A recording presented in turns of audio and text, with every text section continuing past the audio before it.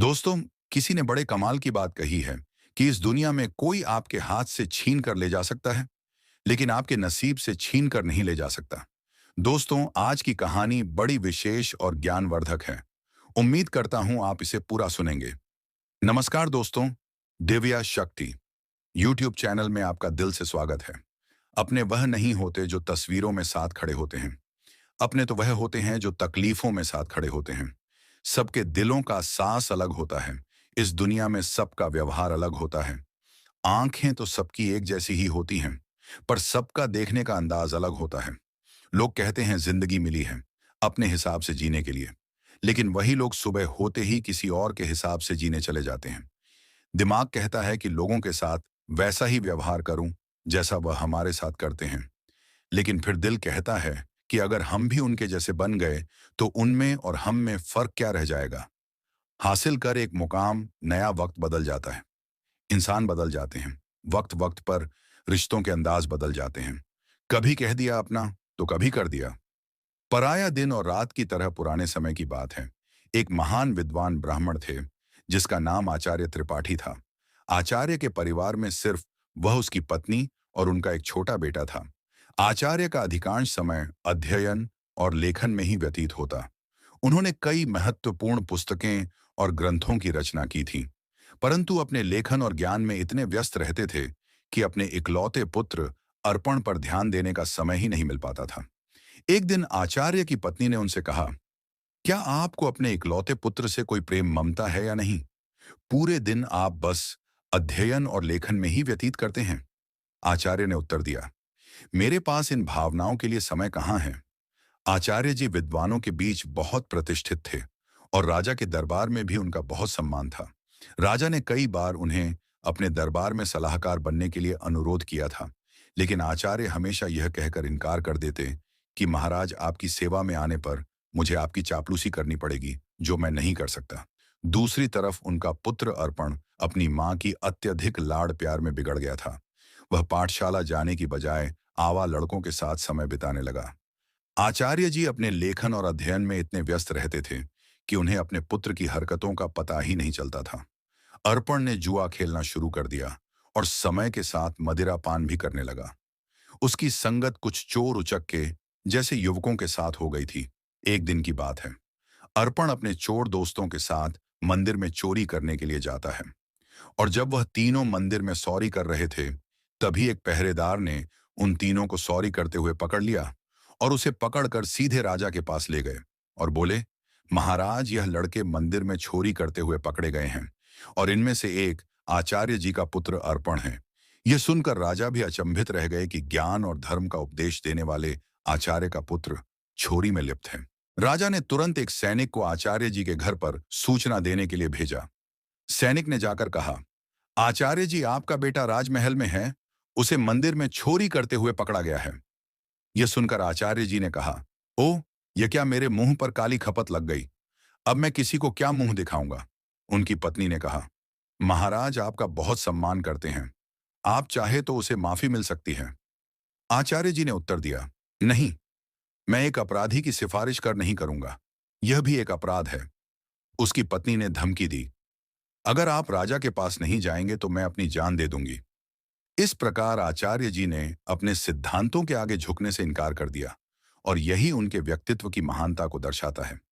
आचार्य ने भारी मन से कहा, ओह, तुम्हारी इस जिद की वजह से मुझे राजा के पास जाना ही पड़ेगा। पत्नी की बात मानकर अनिच्छा के बावजूद वे राजमहल पहुंचे। दरबार में उन्होंने राजा से निवेदन किया, राजन, मेरा पुत्र अभी नाबालिग है, उसे क्षमा कर दीजिए। राजा ने गंभीरता से जवाब दिया, यदि ऐसी बात है तो आपको राज दरबार में सभी के सामने मुझसे सार्वजनिक रूप से माफी मांगनी होगी, तभी मैं आपके बेटे को माफ कर सकता हूं। आचार्य ने सिर झुकाकर कहा, ठीक है राजन, मैं भरे दरबार में आपसे अपने बेटे के लिए क्षमा याचना करता हूं। आचार्य की इस विनती पर राजा ने उनके बेटे को इस शर्त पर माफ कर दिया कि भविष्य में वह कोई अपराध नहीं करेगा। परंतु इस घटना के बाद आचार्य जी की प्रतिष्ठा में धक्का लग गया। वे जहां भी जाते, लोग उसे कहते कि आचार्य का बेटा चोर और उचक्के है। यह सब सुनकर आचार्य जी को बहुत दुख होता। इस अपमान और बेइज्जती के चलते आचार्य जी अब बीमार रहने लगे। उनके स्वास्थ्य पर इसका गहरा असर पड़ा।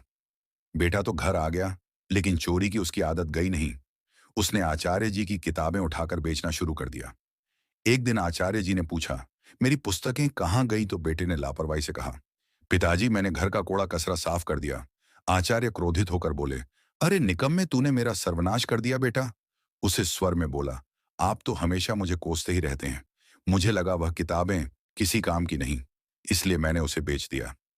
आचार्य जी ने उसे ज्यादा कुछ कहा नहीं। समय बीतने के साथ साथ आचार्य की बीमारी और गंभीर होती गई। वे चिंतित थे कि उनके बाद उनकी पत्नी और आवारा बेटे का क्या होगा। वे बीमार थे, फिर भी एक महत्वपूर्ण ग्रंथ की रचना कर रहे थे।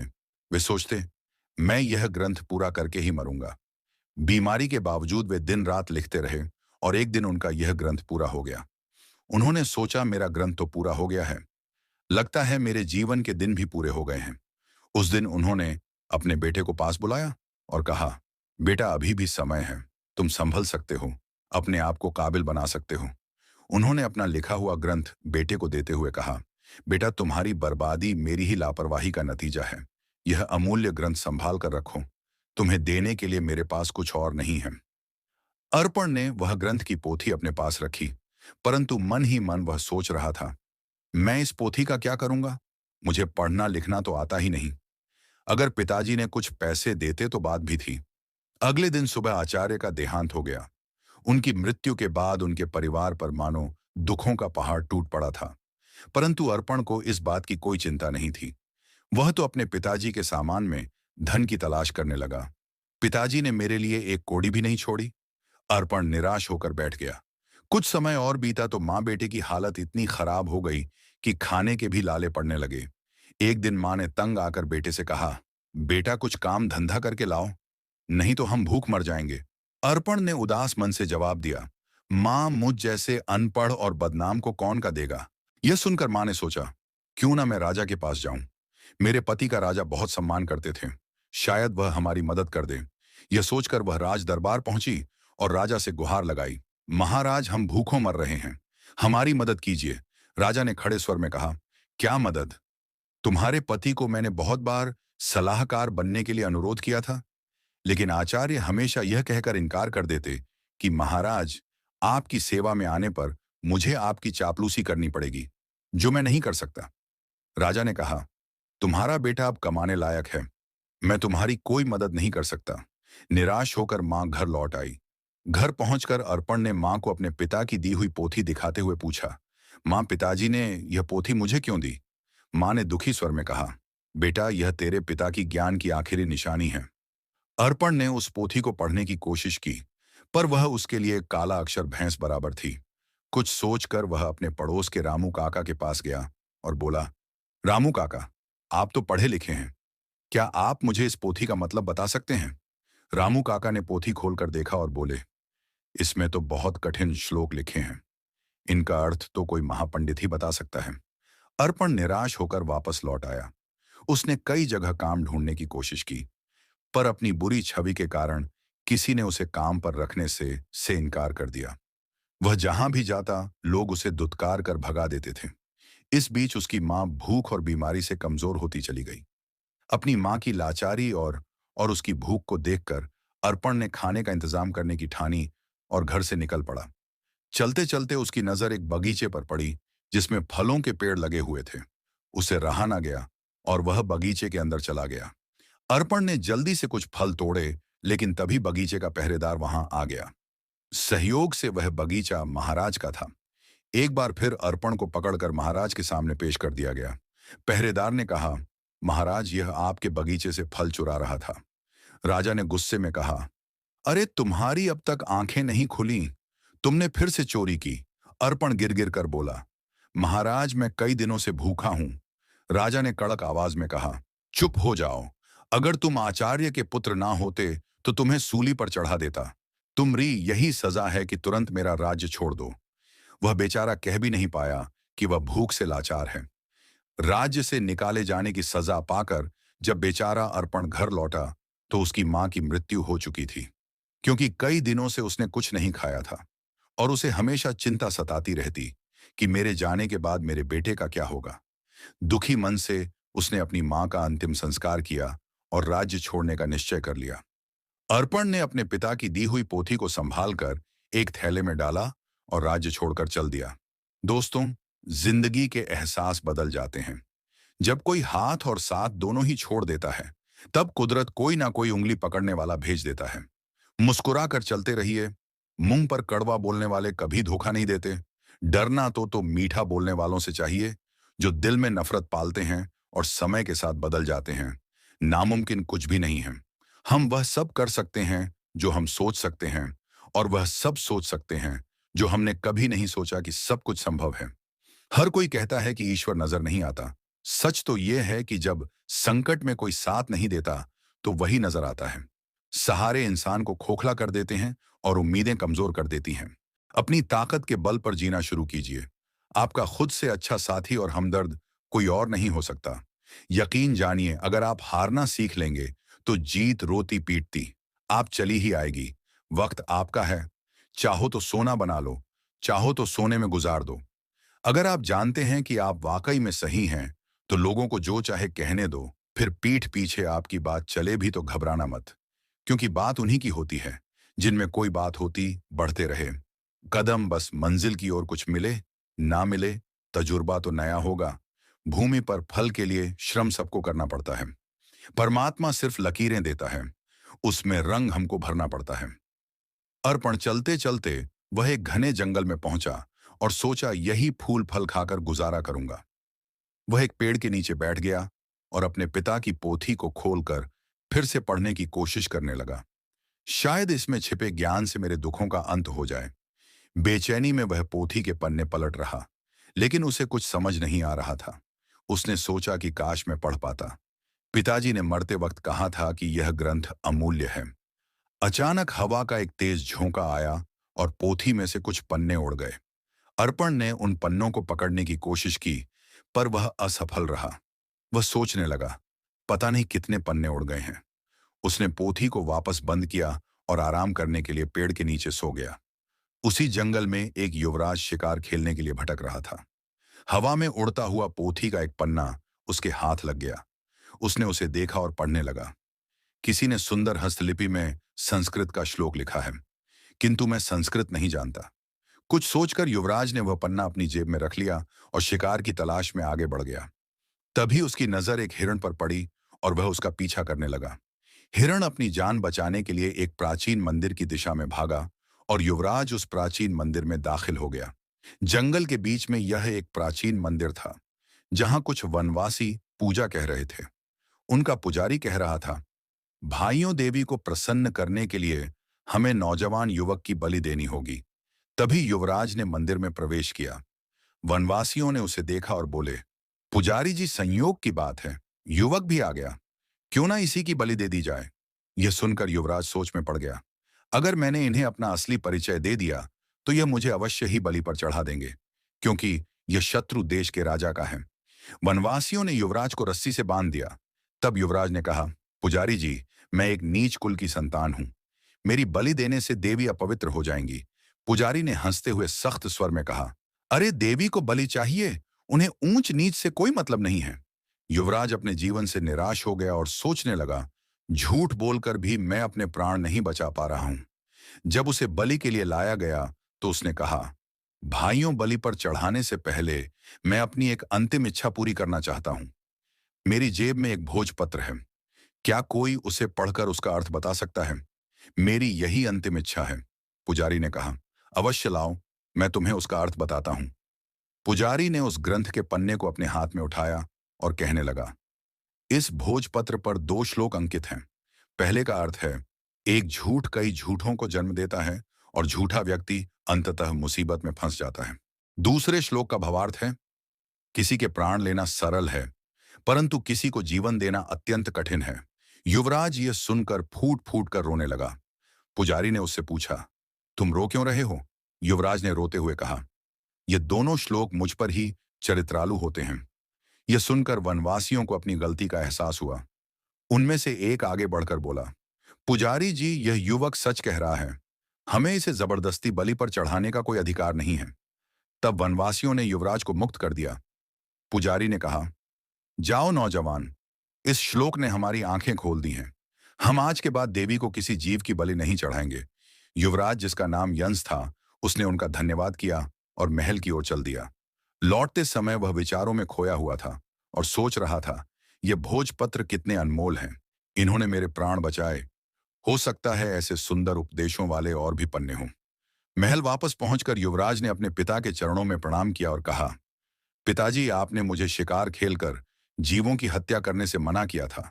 मैंने आपसे झूठ बोलकर शिकार खेलने गया था और मुसीबत में फंस गया, परंतु इन श्लोकों ने मेरे प्राण बचा लिए। फिर युवराज ने राजा रुद्र प्रताप को अपनी आप बीती सुना दी। उसने कहा, ऐसे श्लोक जो दूसरों को अहिंसा की शिक्षा देते हैं और जिन्होंने मेरे प्राण बचाए, मेरे लिए हजारों मोहरों के बराबर हैं। पिताजी, इस भोजपत्र पर पन्नों की संख्या 3 लिखी है। यह किसी अनमोल पोथी के हिस्से हैं। राजा रुद्र प्रताप ने यह सुनकर अपने कुछ सैनिक को बुलाया और उन्हें भोजपत्र दिखाते हुए आदेश दिया, जो भी ऐसे श्लोकों से सजे भोजपत्र खोज कर लाएगा, उसे ऊंचा पद और पुरस्कार भी दिया जाएगा। दूसरे ओर आचार्य जी का बेटा अर्पण महीनों जंगलों में भटकता रहा। भटकते भटकते वह राजा रुद्र प्रताप के राज्य में आ पहुंचा।